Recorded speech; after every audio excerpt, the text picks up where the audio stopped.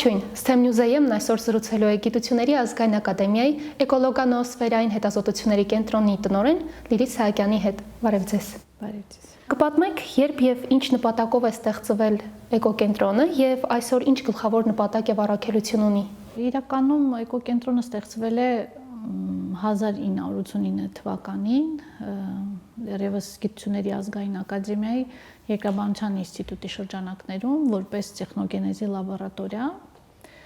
որովհետև հասարակական երևույթները եւ բնական երևույթները բերեցին նրան, որ աշխարհում ստեղծվեց մի գիտություն, որը հետո կկոչվի էկոլոգիա, գեոէկոլոգիա, հիմա արդեն շրջակա միջավայրի գիտություններ, որոնք զբաղված էին լինելու մարդու ազդեցության գնահատմամբ եւ բնության վրա, մարդու ազդեցության գնահատմամբ եւ հատկապես այդ ազդեցությունից հետո ազդված բնությունը ոնց ազդում մարդու վրա։ Եվ դրա համար ստեղծվեց այդ տեխնոգենեզի լաբորատորիան, որը արդեն 1993 թվականին առանձնացավ որպես էկոլոգանոոսֆերային հետազոտությունների կենտրոն։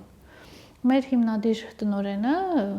դոկտոր պրոֆեսոր Արմեն Սաղաթելյանը ինքն էր հիմքում կանգնած եւ շնորհիվ նրան, որ ինքը երկրաբանությունից էր եկել եւ եկել էր նաեւ հանքավայրերից, այսինքն տնտեսական կատեգորիայից էր եկել գիտություն, ինքը կարողացավ այ մեր կենտրոնի փիլիսոփայությունը կառուցել այնպես, որ մենք միջև այսօր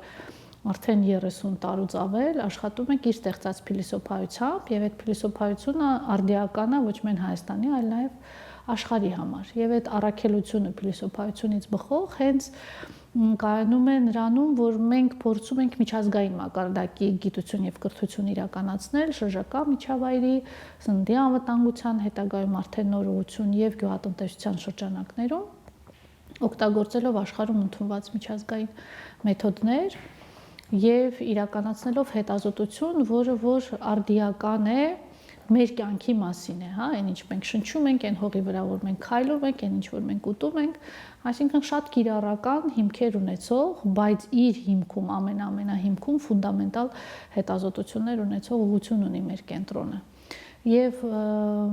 խնդրային ուղղվածության բաժինները նույնպես յուրաքանչյուրը մի մեծ բլոկ է, ուրեմն ղեկավարում եւ այդ բլոկի կրողն է եւ բաժնի ղեկավարներն էլ հենց այդ բնակավարում ոչ միայն Հայաստանում, այլ նաեւ գիտական միջազգային հանրության մեջ ճանաչում ունեցող գիտնականներ են։ Եվ այն թիմն է, որը տարիներ շարունակ մեծացավ, որոնք հիմնականում զբաղված են Հայաստանի Հանրապետության համար արդիական բնապահպանական խնդիրներով, բայց այնպիսի անկյունից պետք է նայեն այդ շրջակա միջավայրի կամ մարդկային լեզվով ասած բնապահպանական խնդիրներին, որ դա հետաքրքիր լինի նաեւ գիտական միջազգային հանրությանը, որը թերևս ամենաբարդ խնդիրն է, որ այսօր դրված է էկոկենտրոնի առջև եւ նաեւ մնացած գիտական ուղղությունների առջև։ Որոնք են վերջին տարիներին կենտրոնի ամենակարևոր գիտական արդյունքները եւ ինչպես են դրանք նպաստել Հայաստանի բնապահպանական խնդիրների լուծման վրա։ Ձեռբերումը ընդհանուր առմամբ էկոկենտրոնի իր միջ առարկայությունն է, հա, միջ գիտակարգայնությունը, ասենց ասած, մի գիտական հովանու ներքո ի սկզբանե այդ փիլիսոփայության, հա, շարունակությունը նաև թելելով ասեմ, որ միջ գիտակարգայնությունն է դրված եղել էկոկենտրոնի եւ մեր ամենահետաքրքիր ասեմ, հա, ոչ թե ամենակարևորներն ասեմ,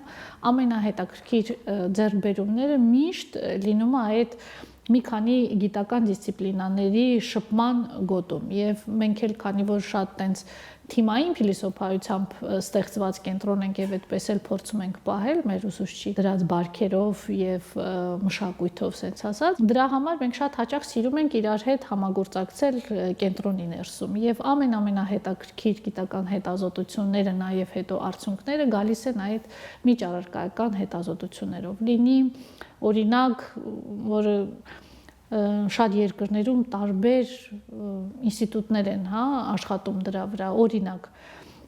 շրջակա միջավայրի երկրաքիմիա հեռազնում, շրջակա միջավայրի երկրաքիմիա սննդի անվտանգություն, շրջակա միջավայրի երկրաքիմիա ռադիոէկոլոգիա, ռադիոէկոլոգիա սննդի անվտանգություն, հա, կերահանդակների գնահատում հեռազնում, այսինքն դրանք թվում է թե շատ իրարից տարբեր բաներ են, բայց այդ շրջակա միջավայրի գիտությունները այդ սինթեզող էֆեկտ ունի, հա, ու քանի որ մարդու կողմից առաջացված խնդիրները այնքան բազմազան են, որ առանց այդ միջդիսցիպլինար մոտեցման հնարավոր չի այդ խնդիրները հետազոտել ու մնաց լուծման մասին խոսել։ Եթե գանք դեպի արդեն հողի վրա իրականացված հետազոտությունների համար, ապա դրանք բազմազան են, լավ որակի են, եթե ավելորդ համեստություն չանեմ, բայց չեն դառնում գործիք Հայաստանի Հանրապետության բազմաթիվ բնապահպանական խնդիրների լուծման համար, այնքան ինչքան մենք կուզենայինք։ Օբյեկտիվ պատճառներից սուբյեկտիվ պատճառները դնելով մի կողմ, որը Հայաստանում շատ են, հա, մենք կարծրատիպային սուբյեկտիվ հասարակություն ենք բոլոր ոլորտներում, բայց ասեմ, որ օբյեկտիվորեն երկու կողմն էլ այլ լեզուներով է շփվում, հա, գիտնականը համարում է, որ ինքը գիտությունը արելա պարտավոր չի, դա մարսիտ է որոշում կայացնողներին, որոշում կայացնողն էլ այս պահին որոշում է պետք կայացնել եւ մտածում է, որ բոլոր այդ հարցերի պատասխանը գիտնական ունի, հեսա կզանգեմ, մի հատ պահարանից կվերցնի, կասի այս է, բայց իրականում այդպես չի։ Եվ մենք չունենք բացակայում այդ օղակը, որը կմարսի գիտության տված ինֆորմացիան կտա հասարակությանը եւ հասարակությունից նաեւ որոշում կայացնողնից կվերցնի այդ խնդիրները, կդարձնի գիտական եւ կտա գիտությանը։ Եվ այդ անջրպետը երկար տարիներ քանի գնում խորանում է։ Գիտնականները իրանց գործ են անում, հասարակությունը իր գործն ու որոշում կայացնողներն էլ մի ձև որոշում են կայացնում, հա, ես միշտ ասում եմ 50-50, կամ ճիշտ կլինի կամ սխալ, որտեղ որ օբյեկտիվ պատկերին չես տիրապետում, ապա որոշումները լինում են կամ ճիշտ կամ սխալ, 50-50։ Ես հիմնական պատճառը դրանում եմ տեսնում, որովհետև ամեն դեպքում ուզում եմ հավատամ, որ այդ սուբյեկտիվիզմը եւ սուբյեկտներից կախվածությունը մենք ինչ որ ձևով կհաղթահարենք։ Խնդիր ունենք նաև որոշում կայացնողների հետ ինստիտուցիոնալ հիշողության, եւ դա էլի ամենուր է Հայաստանի Հանրապետությունում բոլոր բնակավարներում։ Ինչ է ինստիտուցիոնալ հիշողությունը։ Ես գալիս եմ ձեր հետ ինչ որ մի բան պայմանավորում եմ, դուք ինչ որ պաշտոնավոր եք, հա։ Դուք գնում եք ձեզանից հետո եկողին չեք թողում ինֆորմացիա, որ մենք ունենք իրար հետ պայմանավորվածություն, նույնիսկ եթե կնքած պայմանագիր ունենք։ Դրա համար ամեն պաշտոնյայի, հա, որոշում կայացնողի փոփոխության հետ մենք սկսում ենք նոր տողից տողի խորքից։ Եվ թվում էր, թե բնապահպանության նախարարությունը, տեղական ինքնակառավարման մարմինների բնապահպանական վարչությունները պետքա մեր հետ համագործակցեն, բայց մեր հետ ամենասերտ համագործակցումը օրինակ այսօր ունենք էկոնոմիկայի նախարարության հետ։ Թվում է, թե իրար հետ պետքա որ կապ չունենանք, բայց մենք ավելի սերտ կապ ունենք իրանց հետ, որտեղ իրանք կարողանում են բյուրեղացնել այն ինչ որ իրանց պետք է, եւ փառք Աստծո մեր ռեսուրսները եւ ենթակառուցվածքը բավարարում է, որպեսզի մենք կարողանանք այդ ռազմավարական հարցը լուծել կոմիտեի ֆինանսավորմամբ։ Եվ սա այն կարող է ամենալավ օրինակներից է, որ դա դարձնենք ուրեմն ավելի տարածված, ավելի քանակապես շատ, որպեսզի որակական փոփոխության հասնենք, որովհետև էլի ասում եմ, լեզուն մեր եւ որոշում կայացնողների տարբեր է, ֆունկցիաները տարբեր են։ Որոնք են Հայաստանի ամենահրատապ էկոլոգիական խնդիրները եւ ինչ լուծումներ է կենտրոնը առաջարկում դրանք լուծելու համար։ Այսօր ջուրը շատ ծեծված եւ արդեն լուծված հարց է աշխարհի շրջակա միջավայրի բնապահպանական ոլորտում։ Հայաստանում դեռևս մենք մնացել ենք, չգիտեմ, ամենահետին ձևերով անխնա օգտագործելու։ Ես միշտ ասում եմ, որ մենք այդքան հարուստ չենք, որպեսզի սենց անխնա օգտագործենք մեր ռեսուրսները։ Եվ շատ կարևոր է, որ մենք բնապահպանության տեսանկյունից էլ մեր կենցաղային վարվեցողությունը վարկը բերում ենք բնապահպանություն, հա, ես վստահ եմ, որ շատերի շրջապատում կան ընտանիքներ, որոնք պարտք են անում, որպեսզի ճոխ հեռախոս ունենան, պարտք են անում, որպեսզի ճոխ նոր տարվա սեղան ունենան, հետո ամբողջ տարի այդ ծախսը փակեն։ Այ մենք մեր ռեսուրսների մոտավորապես այդպես ենք վերաբերվում։ Նույնը վերաբերում է հողին, հա։ Աշխարհը հասկացավ, որ ջուրը անփոխարինելի է, չվերականգնող է, իր հետ պետքա ուրիշ ձև վարվել, կոնցեպտը փոխել, հա, երբ որ դու ռեսուրս ես տեսնում, անդադ իրան մտածում ես ոնց օգտագործեմ։ Բայց երբ որ դու իրան տեսնում ես որպես բնական էկոհամակարգ, հասկանալով, որ ինքը մի օր կվերջանա, իրան արդյունավետ պետքա, հա, օգտագործես, դու նույնիսկ ռեսուրսի առումով իրան ուրիշ ձև ես նայում։ Հիմա ամբողջ աշխարհը այդ առողջ հող կոնցեպտն է բերում, որ հողին չդիտեն որպես մենակ ուտելիք ստացնալու ինչ որ մի հատ սուբստրատ, հա, այլ իրան դիտեն մի հատ ընդհանուր էկոհամակարգ, որը նույնպես պետք է առողջ լինի, ինչպես եւ ամեն ինչ էս մենք պետք է ամբողջ օգնոցուծով հետազոտած լինենք եւ Հայաստանը եւ Հայաստանի բնապահպանական խնդիրները, որպեսզի ասենք առաջնահերթությունը որն է։ Այո, ջուրը պետք է այլ ձևով նայենք, հողը պետք է այլ ձևով շահագործենք, ընդերքը պետք է այլ ձևով շահագործենք։ Այսօր ակտուալ է Երևանի օդի աղտոտումը, որովհետեւ ամեն մեկիս մաշկին է դա զգացվում, ովքեր որ Երևանում են ապրում կամ գալիս գնում են, դրա համար դրա մասին շատ ենք խոսում։ Եվ երկար տարիներ նաև տարբեր հասարակական կազմակերպությունների, տարբեր խորհուրդների եւ այլնի համար առաջնահերթությունը կանաչ շաբաթումն է, ներկայացվել որպես Երևանի։ Եվ քանի որ դա անընդհատ ծեծվել է, համարել են, որ դա առաջնահերթ խնդիր է, Եվ չենք գնացել դիագնոզ անելու, թե որն է ամենակարևոր խնդիրը, Օդի աղտոտվածությանը մի փոքր անդրադառնանք, որոնք են այսօր Երևանի օդի աղտոտվածության հիմնական պատճառները եւ ինչպես կարելի է դրա դեմ պայքարել։ Երևանը խորհրդային տարիներից սկսած համարվել է խորհրդային քաղաքներից աղտոտված, որովհետեւ Երևանում կենտրոնացած է, հանրապետության 1% տարածքի կենտրոնացված է Հայաստանի բնակչության 34%-ը կամ ավելին նաև ճոճանակային միգրացիան հաշվի առնելով, այստեղ միշտ կուտակում է ունեցել ոչ միայն մշակույթը, վարչական հատվածները, կրթությունը, գիտությունը, այլ նաև արդյունաբերությունը։ Եվ ինձ թվում է պետք չի գիտնական լինել, որպեսզի տեսնել, թե տրանսպորտը ինչ վիճակում է Հայաստանը, Երևանում գտնվում, դրանք որպես աղտոտման աղբյուրներ, բայց նաև Երևանի համար եւ ցանկացած քաղաքի համար աղտոտման խնդիրների մասին խոսելիս միայն աղբյուրները պետքա չնայենք, նաև պետք է նայենք բնական հիմքը, արդյոք բնությունն էլ ունի հակվածություն այս կամ այն աղտոտիչի եւ ճունի գործոններ եւ նայել գործոնները։ Երևանը նաեւ որպես կիսաանապատային եւ 4 տափաստանային լանդշաֆտում գտնվող քաղաք հակված է օրինակ փոշու աղտոտմանը։ Պատահական չէ, որ խորհրդային տարիներից կանաչապատման վրա այդպիսի մեծ ուշադրություն է դարձվել, որոնք եւ նաեւ ջրային մակերեսների ավելացման մեղմելու Երևանի կլիման, Բայց մենք փոխել ենք ամբողջ այդ փիլիսոփայությունը Երևան քաղաքի կառուցման։ Եվ Թամանյանը այնպես է կառուցել, որպեսզի փողոցները ապահովեն Երևան քաղաքի, որը շատ ավելի փոքր էր, քան հիմա կա, օդափոխությունը։ Մենք խախտել ենք ամբողջ այդ վենտիլյացիան քաղաքի, դրա համար, ոնց քաղաքապետարն ասում, միշտ ձմեռը գալիս է ու միշտ մենք ունենք այդ խնդիրը, որտեվ մենք ունենք այդ օդի խտացումը, տարբեր տեղերում, որը հնարավորություն չտալի միանում է նաև բնական երևույթներին, ինչպիսիք օրինակ ջերմային ինվերսիան, եւ մենք ունենք այն, ինչ որ ունենք, Եվ աղտոտման խնդիրների մասին խոսելիս վտանգ այն է, որ աղտոտիչներից ամենավտանգավորները, ասենց ասեմ, ամենառիսկայինները եւ տոքսիկները, աչքի համար տեսանելի չեն։ Համար երբ որ դու խոսում ես դրա, հասարակ քաղաքացիական ինքը գոյություն չունի։ Հասարակ քաղաքացու համար գոյություն ունի փոշին, տնային տնտեսային փոշին սրբում է, մի ժամից տեսնում է, որ գրեթե նույն վիճակն է։ Դրա համար նաև փոշին է ամենային մեծ աղտոտիչը, որի մասին խոսում են, բայց փոշու մեջ մենք ունենք բազմաթիվ ծանր մետաղներ, որոնք բնականon Երևանի շրջակա միջավայրի համար օտար են։ Այսինքն իրանք անթրոպոգեն են, իրանք ինչ որ միտեղից եկել են։ Ինչ նոր հետազոտական ուղղություններ է ծրագրում զարգացնել կենտրոնը առաջիկա տարիների համար։ Ծրագիրները շատ են։ Վերջի 3 տարվա մեջ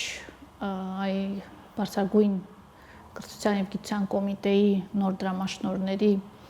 շնորհիվ էկոկենտրոնում ստեղծվեց 3 նոր գիտական խումբ, որոնք բերելու են համաշխարհային գիտության լավագույն տենդենսները, Այսօր առանց մեքենայական ուսուցման հնարավոր չէ ոչ մի ինչ-որ տվյալ բարոնակող գիտություն ընդունել եւ այդ տվյալագիտությունը, տվյալների ճշգրիտ մշակումը եւ այլն դարձել է մեր խություններից մեկը, ընդ որում տարբեր բաժիններ, սկսեց շրջակա միջավայրի հեռազնման եւ ջիս տեխնոլոգիաների բաժնից, որտեղ այնտեղ շատ ինֆորմացիա է գեներացվում, որ կարիք ունի մեքենայական ուսուցման, շրջակա միջավայրի երկրաքիմիայից եւ հիմա արդեն բոլոր բաժինները հասկացել են, որ դրա կարիքը ունեն։ Եվ դա մի մոտեցում պետքա չունենա, որովհետև ուղղություններն են տարբեր, դրա համար տվյալների հետ աշխատելն է լրիվ տարբեր պետք է լինի եւ դա մեզ հնարավորություն է տալիս ոչ թե շատ տենց ինչ նոր հայտնագործություններ, նոր հայտնագործված ուղղություն ունենալ, այլ համաշխարհային տենդենսները բերել, որպեսզի այդ միջազգային մակարդակը կարողանանք պահել։ Մյուս ուղղությունները էլի կախված են հեռազնման հետ, այսինքն տիեզերական գործիքները շրջակա միջավայրի խնդիրներում օգտագործելու տարբեր մակարդակներում։ Մյուսը մեր սննդի ուրեմն անվտանգության զբաղվող խմբում ստեղծվեց բարենային անվտանգության խումբը, շատ տենց ճակատագրորեն պատերազմի շեմին ստեղծվեց, կովիդի եւ պատերազմի, հաշվի առնելով, որ նաեւ այդ առումով ենք խոցելի, եւ նորից դա վերաճեց լրիվ այլ ուղղության, սննդարարության, ռիսկի եւ օգուտի գնահատման, որը համաշխարհային իրոք նոր տենդենսներ են եւ շատ ուրեմն զարգացած պետություններ թույլ չեն տալիս իրանց ունենալ այդ սննդի անվտանգության ռիսկի եւ օգուտի բալանսի հաշվարկը, որտեղ ինֆորմացիային չեն տիրապետում, հա։ Մենք այդ առումով շահեկան դիրքում ենք, որտեղ ունենք այդ ինֆորմացիան երկար տարիներ պահած, պահպանված եւ շարունակականություն ապահովված եւ հիմա այն նոր ծրագիր ունենք, որը իրականացնում է այդ ռիսկի եւ օգուտի գնահատումը, որ լրիվ ուրիշ փիլիսոփայություն է եւ լրիվ ուրիշ հիմքերի վրա դնում մեր աշխատանքները, հա։ Մենք այդ տիպի այդպես սկզբունքային փոփոխություն ունեցանք 2010-ական թվականներին եւ դեռ մենք միայն շրջակա միջավայրի խնդիրներով էինք զբաղված եւ գյուղատնտեսական առումով բացահայտում էինք ռիսկերը, նաեւ սննդի շղթայով անցած, հա, աղտոտիչների։ Եվ մենք ասում ենք, որ օրինակ հանքալեռնային տարածքներում աճեցված համեմական կանաչին պարունակում է իր մեջ շատ ծանր մետաղներ, պետք չի դրանից օգտվել, չգիտեմ, լոբին աղտոտված, կարտոֆիլն աղտոտված, ամեն ինչ աղտոտված է, բայց ամենաշատը աղտոտված է սա սրանով։ Երբ որ մեր մոտ նաև հիմնվելով մեր հետազոտությունների վրա ստեղծվեց սննդի շղթայի ռիսկերի գնահատման տեղեկատվաբերլուծական կենտրոնը եւ ռիսկի գնահատման մշակույթը բերվեց էկոկենտրոն այդ կենտրոնի ստեղծումով, մեր հետազոտությունները լրիվ փոխվեցին, հա, եւ մի պրիմիտիվ օրինակով ասեմ, այդ աղտոտված կանաչին դուք տարվա ընթացքում կարող եք ուտել մի բուռ, եթե հավաքական որոշենք, բայց քիչ աղտոտված կարտոֆիլ գրեթե օրը մեջ բոլորս ուտում ենք, չէ՞։ Այսինքն ստացվեց, որ առաջնահերթությունները ռիսկի գնահատման առումով փոխվեցին։ Հիմա ասեցինք, չէ, լավ, ոչ ինչ, կանաչին շատ աղտոտված է, բայց քիչ եք ուտում, իսկ կարտոֆիլը քիչ աղտոտված է, իրան չի կարելի աճացնել այդ հանքալեռնային տարածքներում եւ ուտել։ Ձեր մասնագիտական ուղու ամենամեծ մարտահրավերները որոնք են եղել եւ ինչպես եք դրանք հաղթահարել։ Երևի չի հաստատվել է, եթե այդ մարտահրավեր համարենք։ Չի հաստատվել է, որ ինչ որ մի պահ աշխատանքդ ինչ որ մեկին պետք է գալու, բացի նրանից, որ դու ինքդ քո էգոն ես շոյելու, որ դու գիտնական ես, քեզ Հայաստանում են ճանաչում, աշխարհում են ճանաչում, քո աշխատանքներին հղվում են, դու գիտական սերունդի վառ ներկայացուցիչ ես, գիտական դպրոցի վառ ներկայացուցիչ ես եւ դու այդքան կաս, որ քեզանից հետո էլ սերունդներ թողես գիտական։ Այդ շատ կարևոր է, բայց այդ ճանապարհի ընթացքում հիասթափությունները միշտ լինում են եւ գիտական ղեկավարը ասում էր հաջողությունը գայս է համբերատարներին։ Այդ շատ կարևոր է, որովհետեւ հիմա երիտասարդների մեջ ես այդ համբերատարությունը չեմ տեսնում։ Արագ էֆեկտը շատ գայթակղիչ է, շատ։ Այդ գայթակղությանը եւ նաեւ այդ հիասթափությունը ինչ որ ձևով վերապրելու ու առաջ գնալու, որովհետեւ այո, ոչ մեկ չի ասել, որ հեշտ է լինելու։ Հիասթափությունները մասնագիտական էլի կախված են այդ, ասում են առաքյալները հայրենիքում գնահատված չեն լինում, չէ՞, այդ կարծրատիպը մեր մոտ որ կա, հա, որ մենք պատրաստ ենք միջազգային փորձագետ վարձենք 3-0 ավել միջազգային փորձագետը կա, մեր մոտ այնց անեկդոտ կա, միջազգային փորձագետը կա, հարցազրույցների եւ այլնի միջոցով վերցնի են ինչ որ արելա տեղի փորձագետը գիտնականը եւ թանկով ծախի պետությանը։ Այդ միշտ շատ հաճախ հիասթափացնում է, որ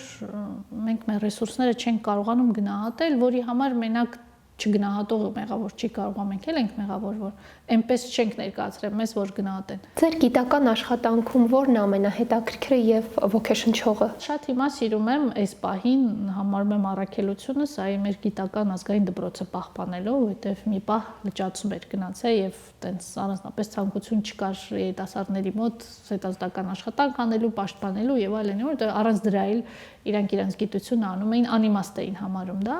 բայց դա դպրոցի պահպանման համար կարևոր խնդիր է, դա ուներ նաեւ օբյեկտիվ պայմաններ մեր օրենքների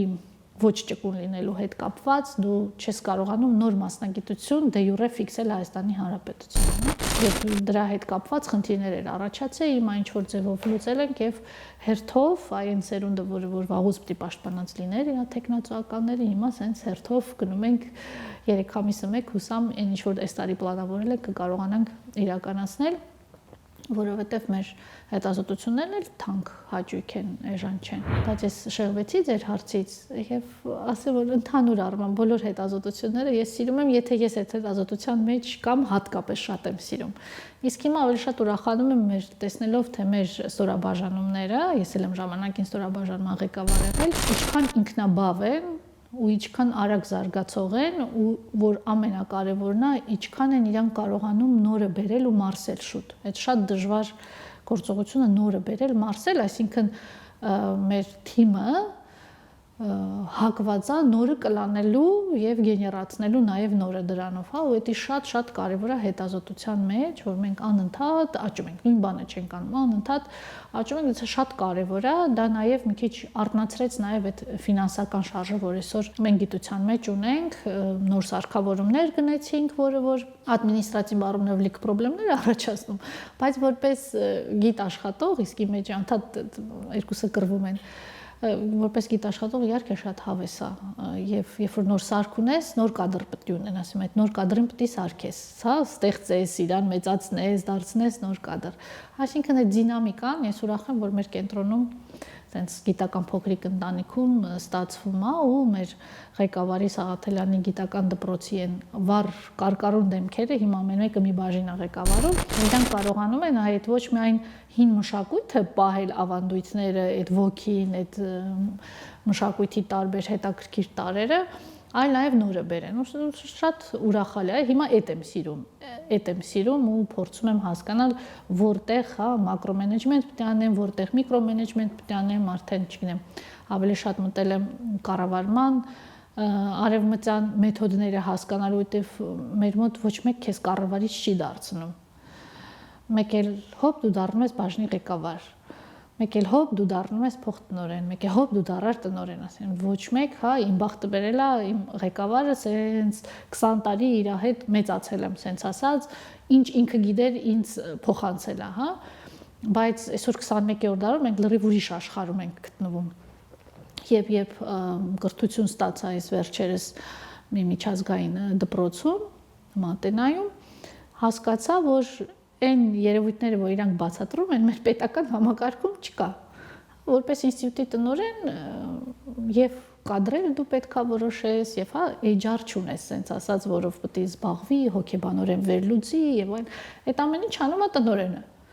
Հետո իջացնում է բաժնի ղեկավարներին կամ հակառակը բարձրացնում են վերև ու հասկանում են արդյոք այդ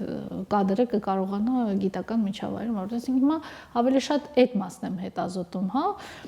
փորձում եմ այդ կարծրատիպային ինքս ինձ վերլուծել, արդյոք ես կարծրատիպային ղեկավար եմ թե չէ, հասկանալու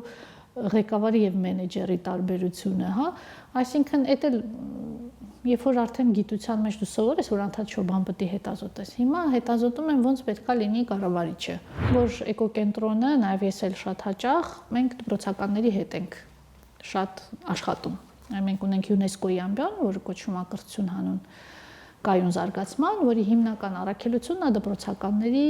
մեջ այդ գիտական հետազոտությունները եւ նաեւ բնապահպանական կոնցեպտները սերմանել, կայուն զարգացման կոնցեպտները։ Մենք շատ հաճախ ունենում ենք այստեղ տենց վառվռուն աչուկներով հյուրեր, որոնք գալիս են, տեսնում են շրջակա միջավայրից մինչև սննդի անվտանգություն, ոնց է գիտությունը իրականացվում։ Ու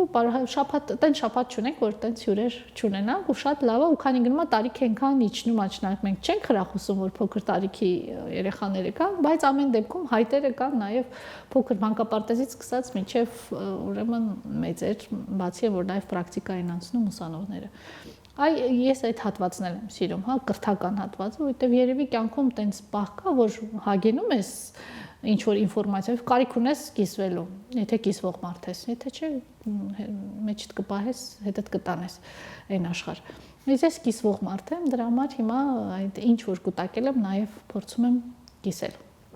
Հուսով որ մի օր ժամանակ ունենամ նորից վերադառնալու այն ակտիվ գիտական կյանք, դաշտային աշխատանքներով, լաբորատոր աշխատանքներով, տենց հույզերով եւ այլն։ Շնորհակալ եմ շատ հետաքրքիր զրույցի համար։ Ես էլ եմ շնորհակալ։